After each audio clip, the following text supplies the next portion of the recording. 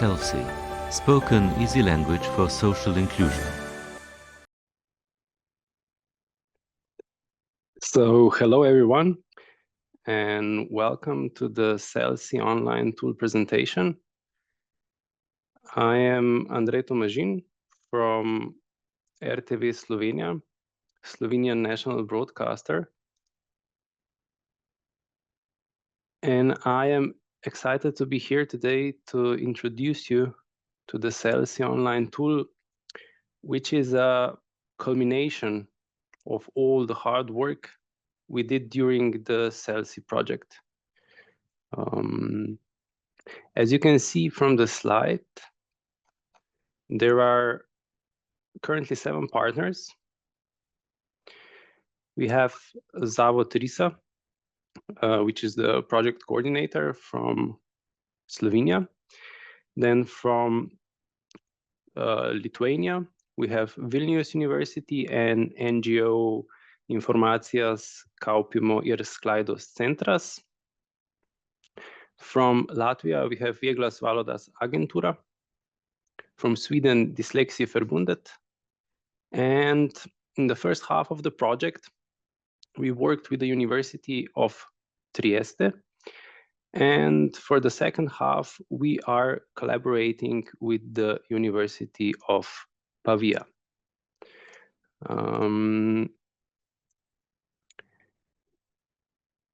So thank you so much for joining. There will be people joining, as I can see, slowly.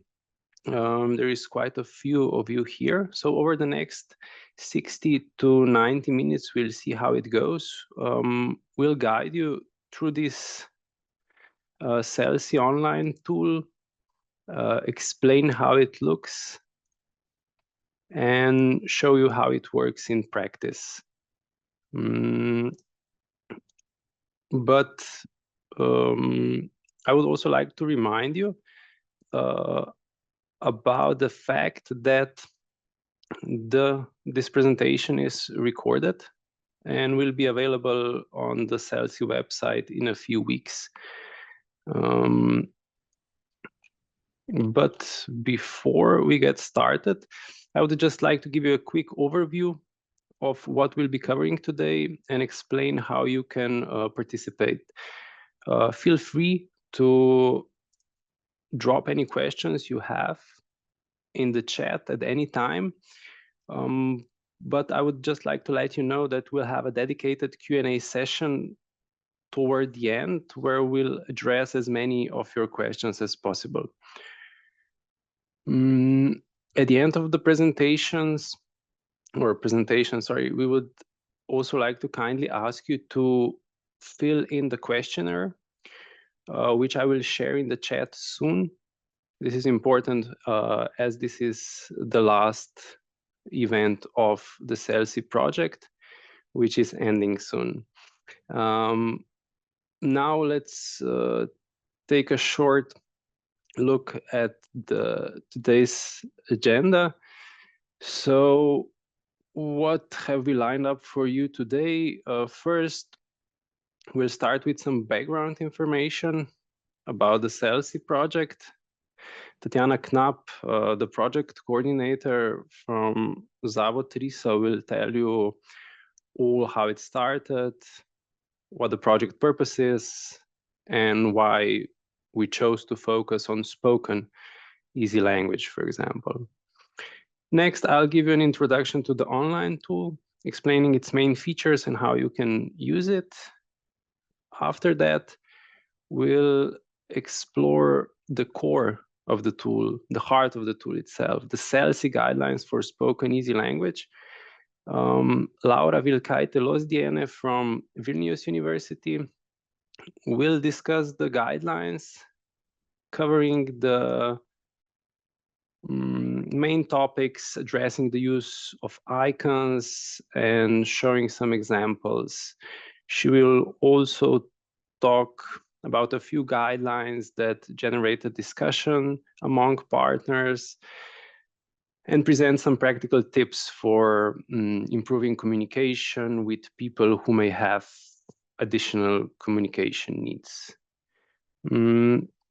Then I'll show you a couple of the animated videos that are included in the tool, and we'll talk about how they illustrate the principles and guidelines of spoken easy language. After that, I'll walk you through a live demonstration of the tool itself, showing you how to navigate easily. Finally, we'll have a, as I said, Q&A session where we'll answer your questions. So with that in mind, let's jump right into the background of the SELSI project. Tatiana, the floor is yours.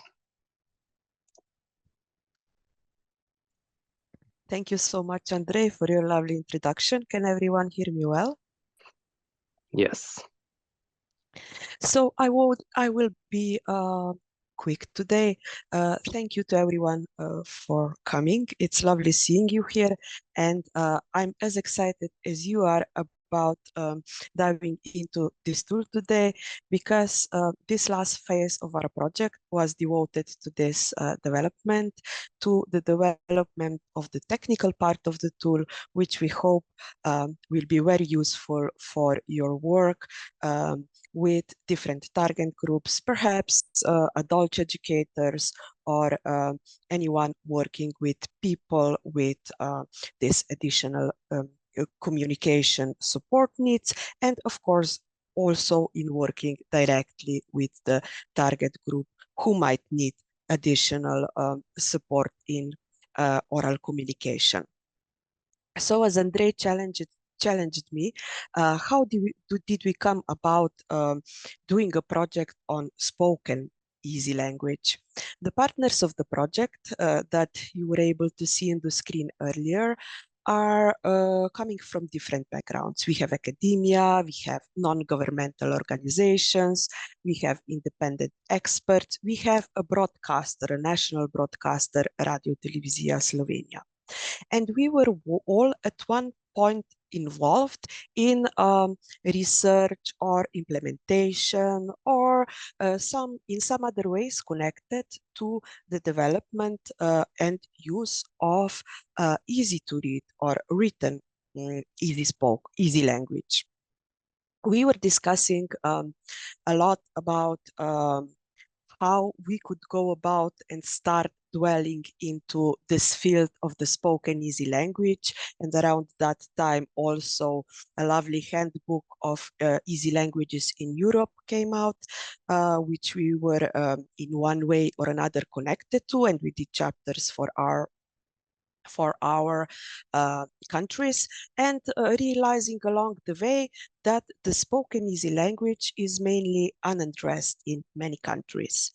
So we applied for Erasmus project in the field of adult education, because we wanted to give the educators who work with people who might need some additional adaptation of the conversation, and also some other professionals who work in similar fields and that are professionally involved with language, like, for example, journalists, or maybe speech therapists, or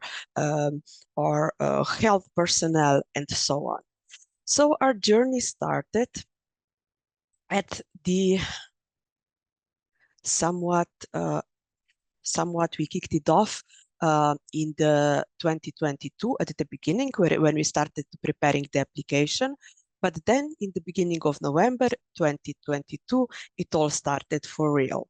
Since we wanted to do this tool, these guidelines for professionals to be able to use in different settings, we had to do research first, because there was not done a lot in this field. We explored those few researches that were already done, but mainly we focused on getting straight feedback from professionals and end users of this spoken easy language throughout Europe. And the response from people was very good. We got almost 500 answers, like 500 thorough feedbacks to our questions, which were, what strategies are you using when you are speaking to your learners with some additional communication support needs? Or what strategies are you using in class with your youth or with your adult learners? What strategies are you using in your therapy sessions? And of course, we also asked people who are using or who benefit from easy spoken language, what they like in the correspondence, what is useful for them, how should people speak to them, what strategies should they use, what kind of strategies should they implement, how should they listen. So we gathered this large feedback. We called this needs and resource mapping. And based on that and all the other research that we did, we then drafted the recommendations and strategies for spoken easy language.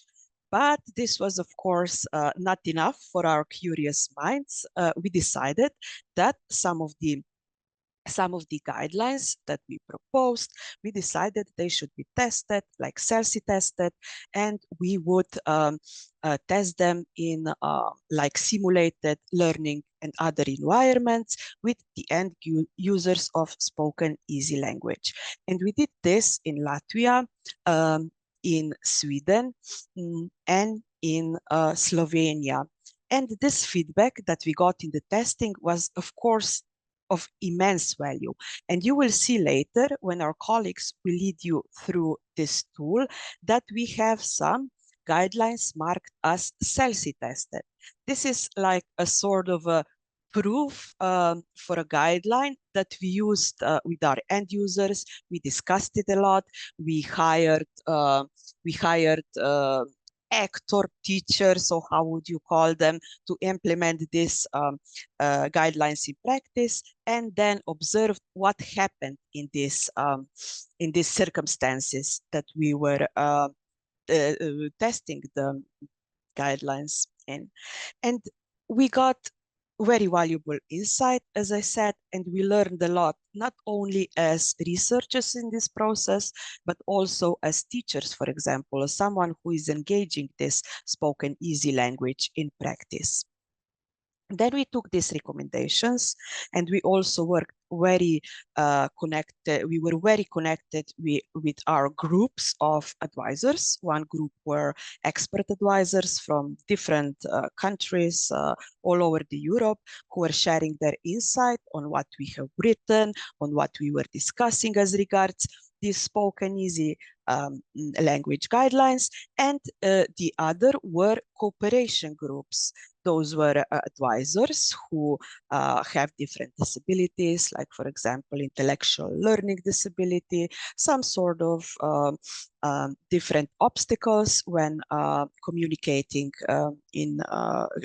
communicating in this spoken way. And they were of tremendous help when we were then building these recommendations and strategies for real. We wanted to present them in a way that would be fun, that it would be accessible, that the experts would say, okay, we want to use this, and this is useful for the people we are trying to teach. This is useful for us. I want to see this, I want to explore this, and I want to adopt these strategies. So the next step, when we've written down all those guidelines and tested them, was to provide everyone with we call this a multimodal online tool. And this is what you will be getting acquainted with today. And we were thinking about videos. We were thinking about how do we want to, if we were the person who wants to get to these guidelines, what logic would guide us when we will go online and click different guidelines, what would be helpful for us to use this. And RTV Slovenia, together with our in-house expert Drago, then develop this technical part of the guidelines, and I hope you will enjoy the end result of this. Not to be too long with this background. I would like to sincerely give a warm thank you once more to all the partners in the project from all the 5 countries, and a warm welcome again, and thank you for everyone for coming today. And I will leave you in very capable hands of our Andre and later Laura, and we will see what they will show us. So thank you, Andre, and I give the floor back to you. Thank you, Tatiana. You were quite thorough with the background of the SELSI project. So, but as you said, now it's the time to talk about the tool itself. So the SELSI tool was designed to be user-friendly and practical. As you can see from the slide, it provides 2 main resources. We have on one side, on your right side, are animated videos. We have produced 5 animated videos that illustrate key elements and showcase a few selected guidelines for spoken easy language. And as you can see on your left side in the screenshot, there are guidelines which are available through drop-down menus, which means that these guidelines are easily accessible, offering step-by-step advice, so to say, on how to communicate clearly and inclusively. The goal of this tool is to help anyone, and by anyone, I mostly think on people like caregivers, educators, well, to the whole adult education environment or community. So to help them improve their communication with people who may have additional needs. Whether you're working with someone who has intellectual disabilities, dementia, or even someone who is learning a new language, this tool can guide you in how to adapt your communication style. So the key features of the tool, as I mentioned, are firstly clear navigation, as you will see later, because the tool is organized into easily accessible sections, making it simple for users to find the information they need. Then on the other hand, as we saw with the animated videos, we also have so-called real-world examples. And this show us practical examples of how to engage with your conversation partners, how to structure conversations themselves, and how to use nonverbal communication effectively. So this is one of the things that I mentioned before. The key feature is also inclusivity, because one of the strengths of this tool is that it can be adapted for different user groups. Whether you're speaking with someone who has an intellectual disability, language difficulties, or even in totally different milieu or environments, someone who is under stress. So you have this tool which can be used in different environments. To reiterate what I said before, this tool is designed to be practical and flexible. So you can use it, for example, to prepare for specific conversations, training sessions, or even just to get better at everyday communication in the context, for example, of adult education. This was a short introduction to the online tool, which we will delve deeper later. But now I think it's time to take a better look at the guidelines themselves, which are, as I said before, the heart of the tool, the core of the tool. So at this point, I would like to invite Laura Vilkaite-Losdiene from Vilnius University to tell us more about the guidelines and everything that follows from it. Hello, everyone. Thanks, Andrei. I'm impressed by your Lithuanian. Each time you try to pronounce either my full name or Lithuanian NVO titles. Anyway, so I will be talking about the guidelines themselves today. And I want to share my screen now. I hope I will be able to do so. Okay. I suppose you can see my screen, right? Yes. Thank you. So I have been working on these guidelines together with Vilnius University team. We were leading this part of the project, but actually it was a very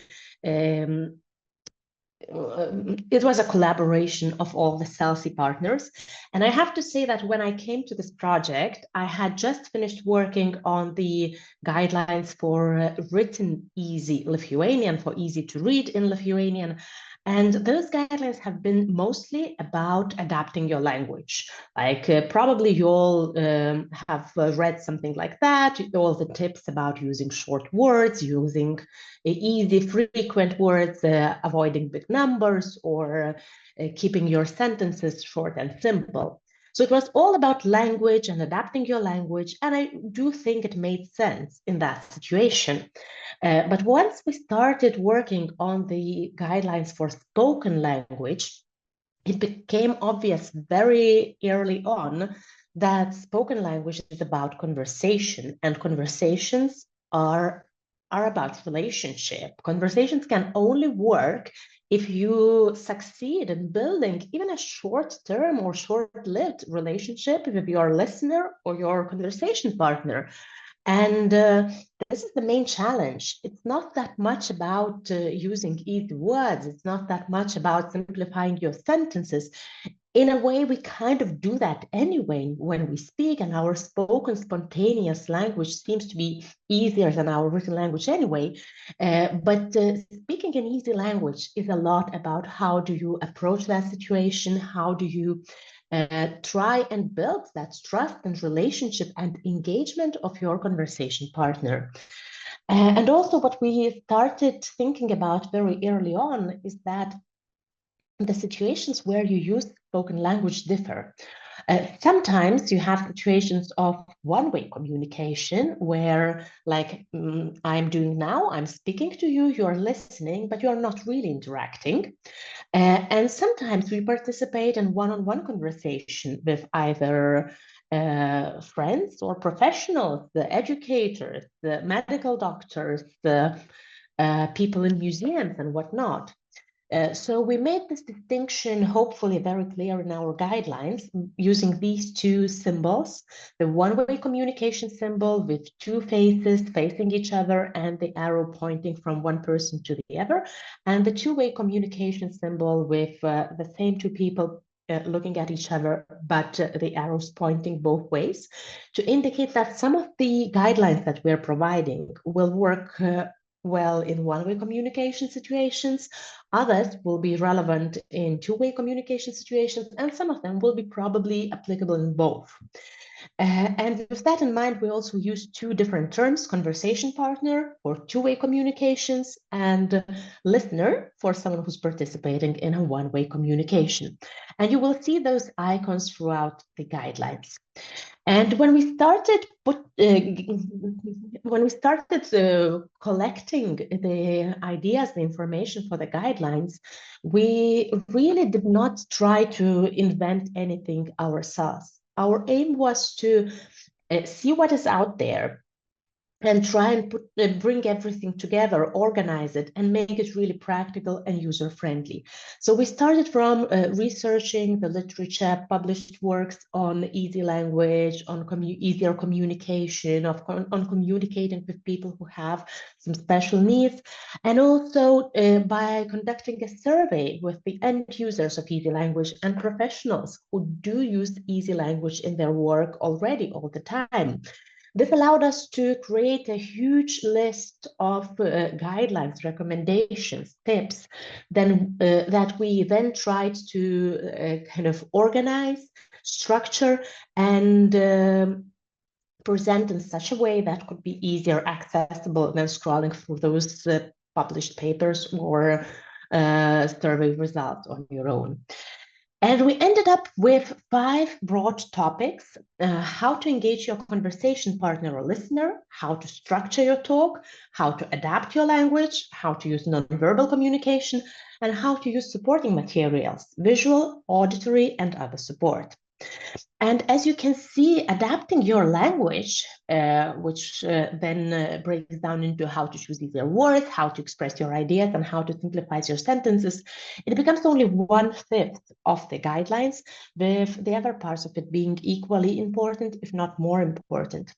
And we start with what is, in our opinion, the most important part to start thinking about is how to engage your conversation partner or listener, how to get their attention, how to make them participate, how to make them feel that they are the actual participants of the conversation.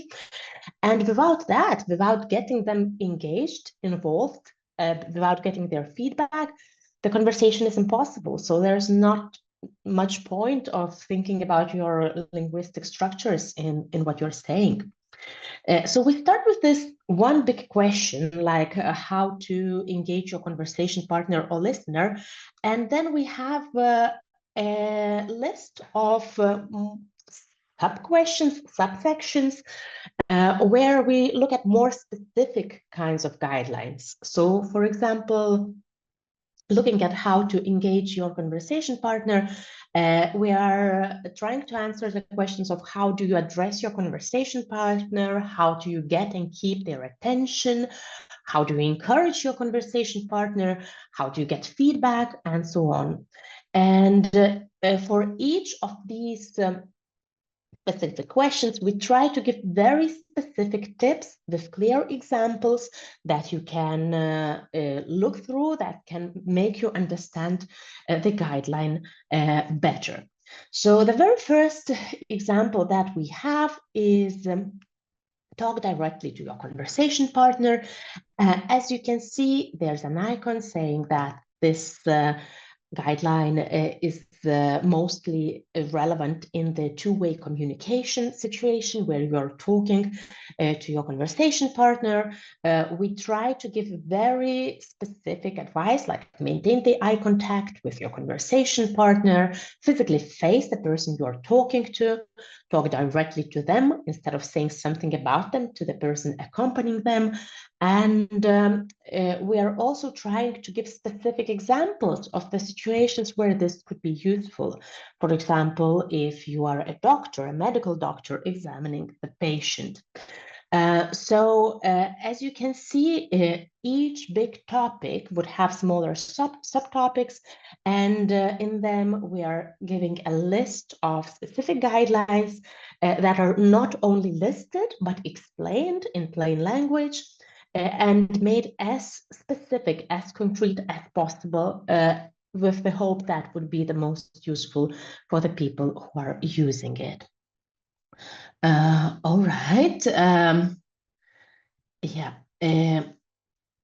of the guidelines, as you will see, will be working equally well in both contexts, both in two-way conversations and in one-way conversation, like personalize your talk, which essentially means you should try, and as much as you can, try to adapt to your conversation partner or listener. And if you know which strategies work for them or which topics are of interest to them, try to stick to those and use those throughout your speech or your conversation or your class if we're in adult education. Yes. As Tatiana has already briefly mentioned, we also had some of the guidelines tested in the SELSI project.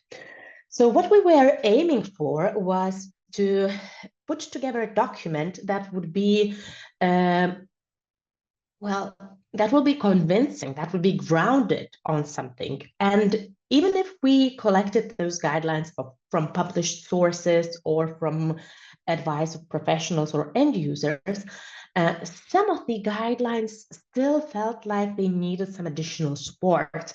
So we decided we would test them in the context of SELSI project. And we had 3 testing sites. We had our cooperation groups and our partners testing some guidelines in Sweden with audiobooks. We had our cooperation teams and team members testing some guidelines in Latvia with radio news. And we also had set up an experiment of the classroom setting, adult education context in Slovenia. And Tatiana has already briefly mentioned that we had an actor who was acting as a teacher.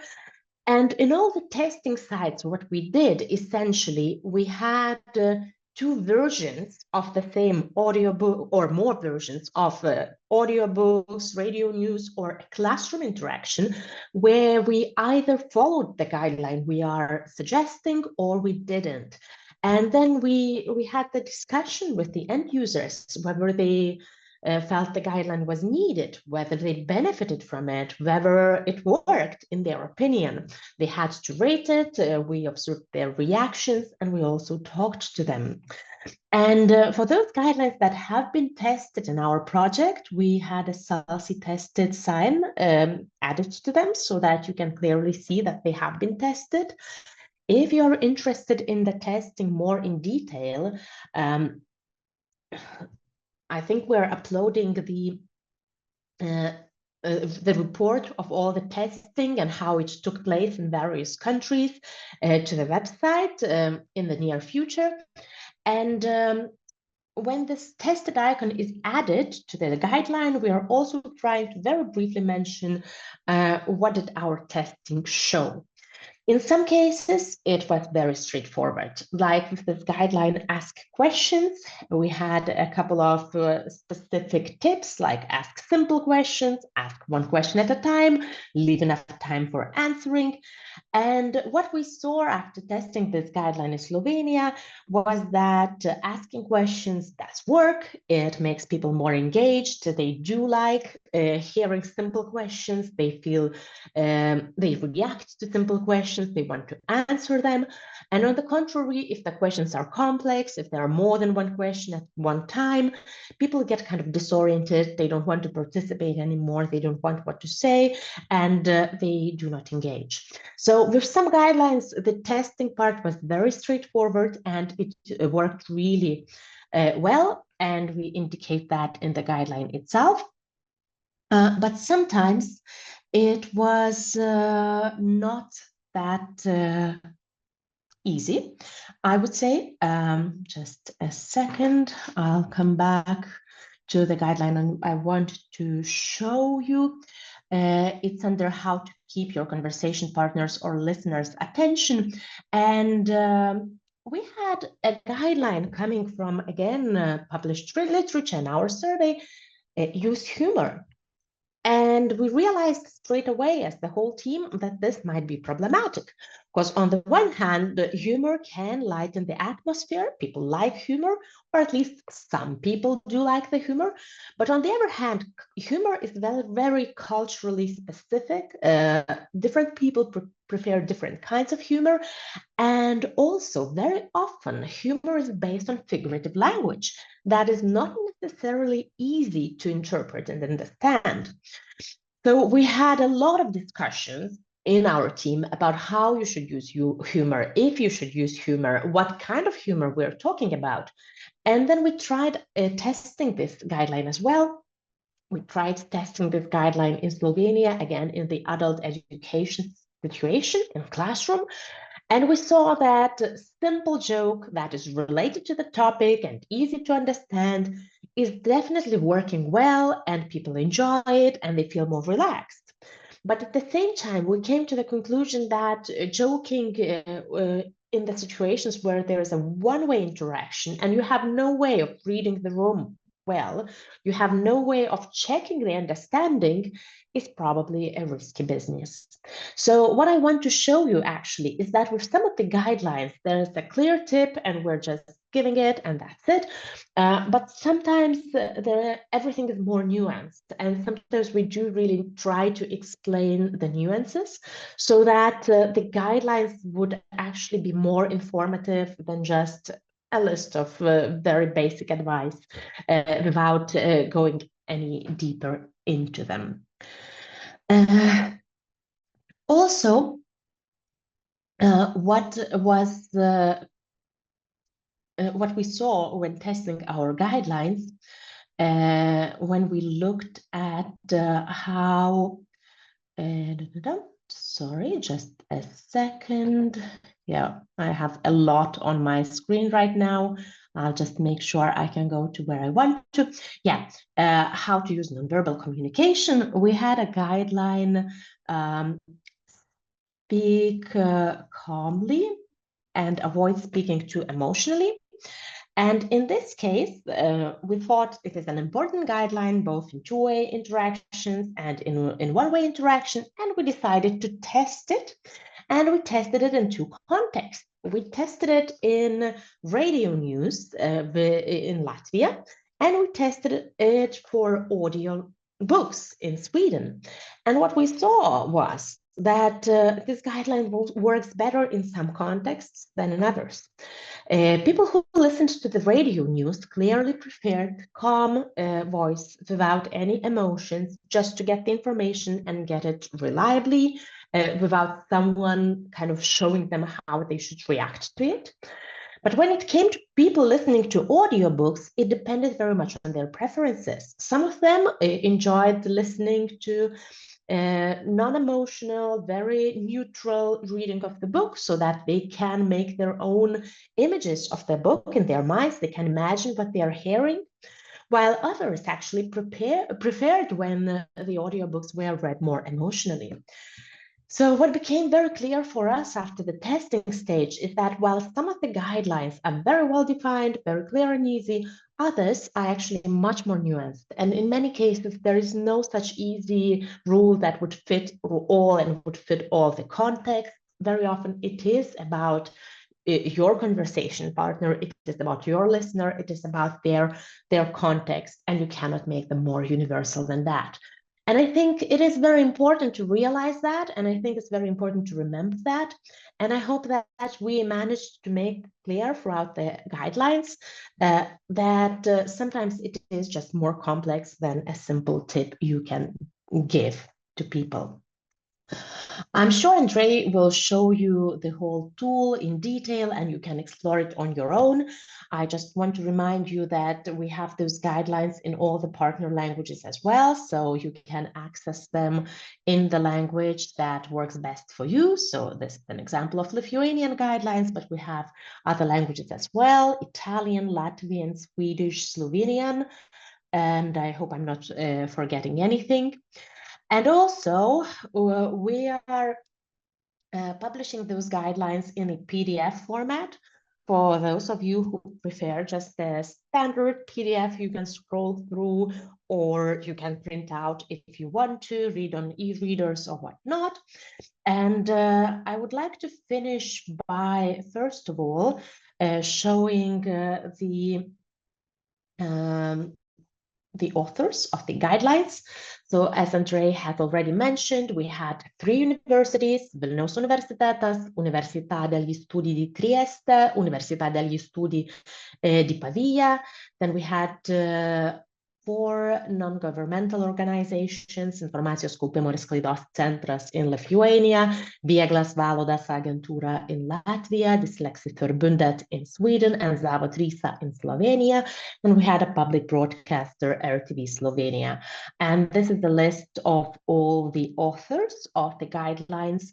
And it was actually a collaboration where everyone was very much involved. And also, what I find really important is that the guidelines they are at the moment would have been impossible without the testing participants, so without our cooperation groups. And I'm really thankful that they participated in this project. And if you are from the more academic perspective, coming to this from more academic perspective, we also have a list of references at the end of the Word document. If you might be interested in that, just keep that in mind. And yeah, I guess that's it from me. These are the guidelines of SELSI Spoken Easy Language. As I'm the person who probably has read them for more times than anyone ever would, I would just like to reiterate what Andrei said. When I'm looking at these guidelines, I'm kind of imagining that they could be useful for educators in very different contexts, like not only courses of some sort or workshops of some sort, but also educators in museums or people working in healthcare, legal contexts, any kind of social workers, especially for those who are only starting off, who are only starting to use easy language in their work, and who are probably a bit lost on how to do that, on how to best do that best.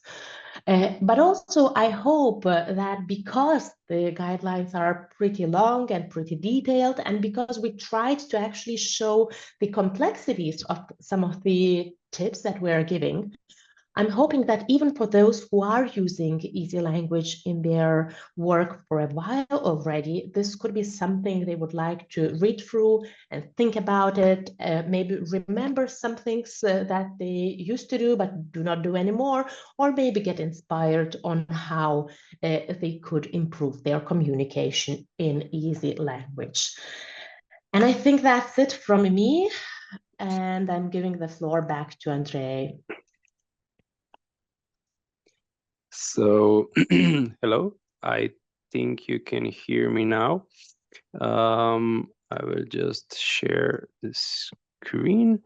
So thank you, Laura. That was a great presentation of the guidelines of everything that was going on behind the scenes, so to say, because, you know, sometimes we see just the online tool, something on the web page, and we don't realize how much work was there behind the scenes.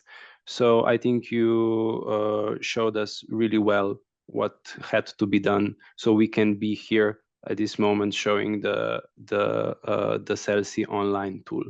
So I'm pretty sure now you can see again the website with Yes. the video, and here it would be, I think I would really love to show you the videos, which are an important part also of the guidelines, because these videos are designed to visually demonstrate the guidelines we just discussed. So they offer simple and real-life examples of how to use spoken easy language in different situations. So at this point, I will play two videos, two examples for you, and you will be able to see on your left side how the guidelines change, and below the video. So, but if a problem, for example, occurs because there are some problems on Zoom and the delivery of videos, which might happen due to the bad online connection or something else, you can easily go to the www.selsi.eu, find the results menu option at the top, and explore these videos for yourself. Since the videos are 5 minutes long, this will take about 10 minutes of showing you just two videos and what we had in mind of with these animated videos. So I'll be starting now. And just give me a second. I think I have to stop sharing for a second and share again. So here we go. Share, optimize. And here we are. So if now we'll start the first video, the first situation is the doctor's appointment, and I hope you'll enjoy it.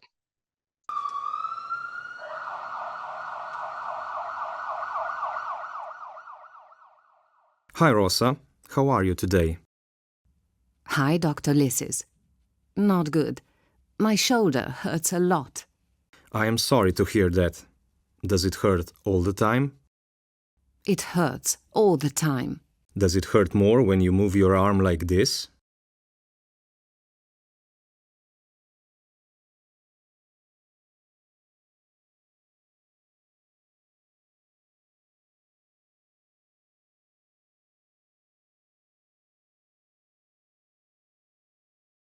Yes, it hurts much more when I move the arm.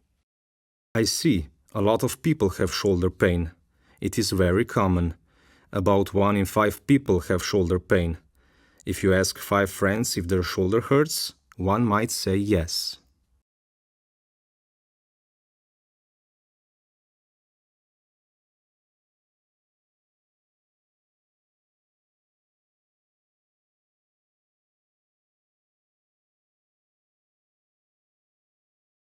I didn't know it was so common. Sometimes shoulder pain happens because we sit or work in a bad way. Do you think this could be the cause of your shoulder pain?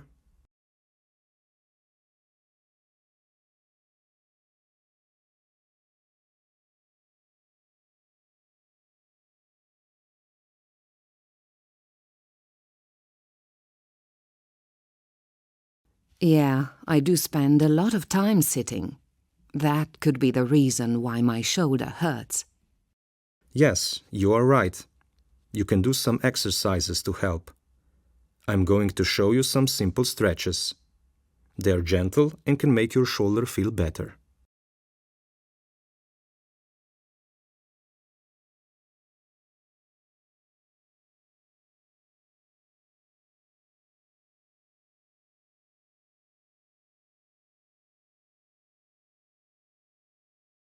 Doing this every day can really help your shoulder feel better.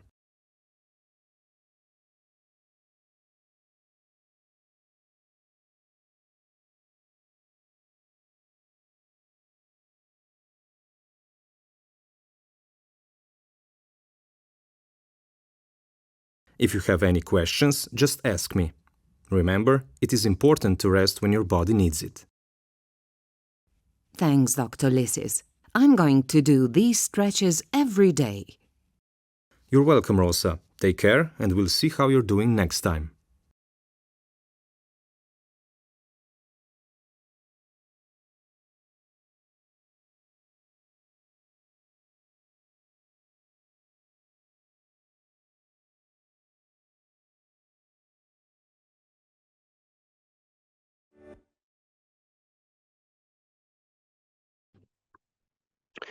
So the second video that we will be presenting to you is a situation of a recording of a talking book.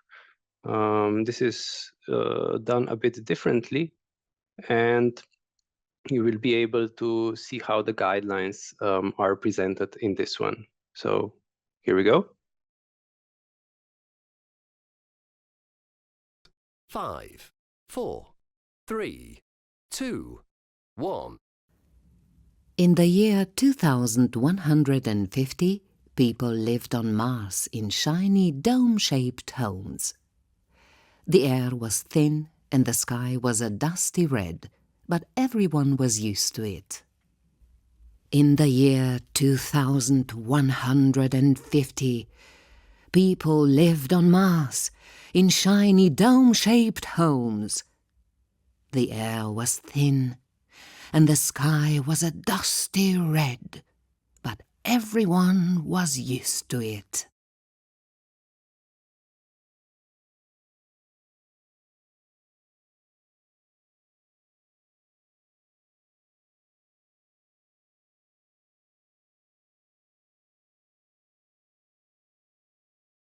They grew plants in special greenhouses and used sunlight for power.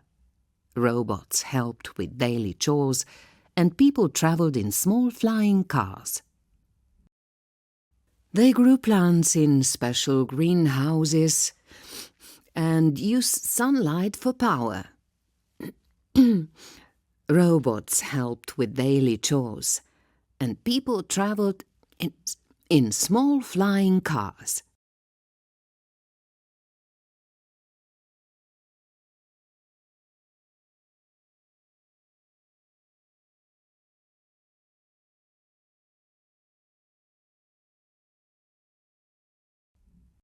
Life on Mars was different from life on Earth, but it was fun and full of new things to discover.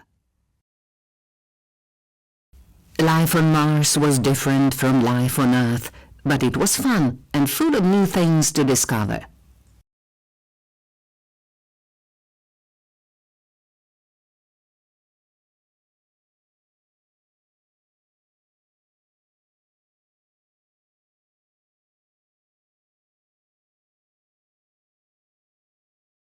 One day, scientists on Mars found a strange glowing rock deep in the ground. When they touched it, the rock began to glow and make a sharp and loud noise. The scientists realized it wasn't just a rock. It was an old machine left by an unknown people.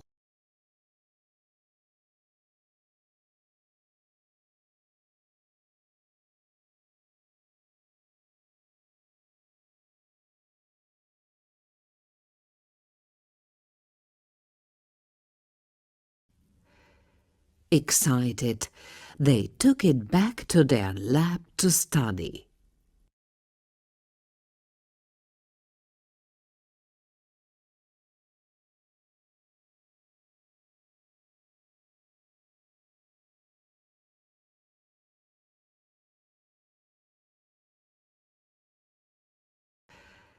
They hoped that this mysterious object would reveal secrets about the universe. Maybe even new technology to make life on Mars even better.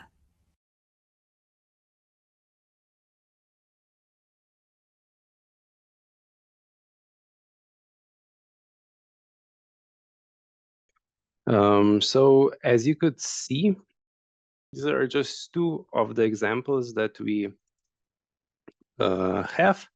And you could see how the guidelines are used in these examples and how you can benefit from them. So this was one of the things that we've discussed already before, and now I would just like to shortly show you around the tool, the guidelines. It was done before. Laura already showed how easily a user can navigate through the web page, through the SELSI online tool. And now I will just show you how you get there. So firstly, there is the first page of the SELSI project. Here at the top you have results in the top menu. When you click results, it takes you, this is the English version, to SELSI online tool work, and this is the previous results that we have. And as Laura mentioned, here you will be also able to find the report in PDF and so on, all the results of the project. One of the things that were mentioned already before is that we have the SELSI online tool localized to all languages. So if you click on Italian, it takes you to the Italian page. If you click Latvian, it takes you to the Latvian page. And from here on, you can scroll or surf through all these different options that you have, and I will show you in English. When you come to the SELSI online tool, you have two options. On your left, it's guidelines for spoken easy language, and on your right, we have videos. If you click on the left, it takes you to the guidelines, which you saw before with Laura showing you different options, how the guidelines are structured, how everything works. But one of the things that you might notice here is if you go through different guidelines, you'll see that some of those guidelines offer a video. This is one of the animated videos, and it takes you directly to the part where this guideline is used. So for example, we have a guideline which says, tell the listener what topic you will be talking about. And if you click play, it starts at the beginning, since the guideline is the first one, and it will show you the whole guideline, for example. Good morning, Mr. Rossi. Thank you for coming. I know you want to talk about what your uncle left for you, your inheritance. An inheritance is usually money, property, or things that someone gives you when... And from this, you can now engage more with the tool itself, seeing what, for example, you have different icons, which were discussed already by Laura. You have different videos, different, let's say, chapters or parts of the video, which help you with understanding better how this particular guidelines work in real life, in different situations and scenarios.